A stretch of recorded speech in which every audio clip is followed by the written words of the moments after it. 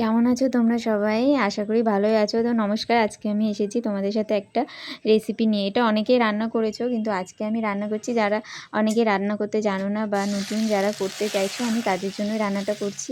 আর আমি আজকে রান্না করছি খাসির মেটে আর সাথে চর্বি। আমি বলেছিলাম বাজার থেকে না খাসির সাথে কিছুটা চর্বি নিও, খেতে অনেকটা ভালো লাগে ঘুগনির সাথে। আর তো আজকে আমি ঘুগনি আর চর্বি দিয়ে মেটে দিয়ে রান্না করব।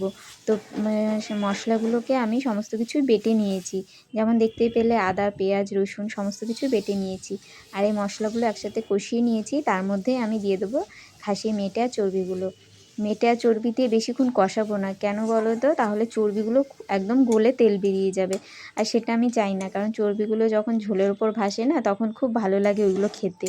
তো দেখো, একটুখানি কষিয়ে নিয়ে আমি এর মধ্যে জলটা দিয়েই কষাবো, কারণ লেগে লেগে যাচ্ছিলো আর চর্বিটা গলেও যেতে পারে, সেই জন্য একটু জল দিয়ে আমি এটাকে কষিয়ে নিলাম। আর ঘুগনিটাকে একটু সেদ্ধ করে নিয়েছিলাম, এই 3টে মতো সিটি দিয়েছিলাম, আর সাথে আলু দিয়েছি। আলুগুলোকে একটু বড় রাখাই পছন্দ করি, নইলে ঝোলের মধ্যে একদম গলে যাবে, তখন মনে হবে যেন আলুর তরকারি।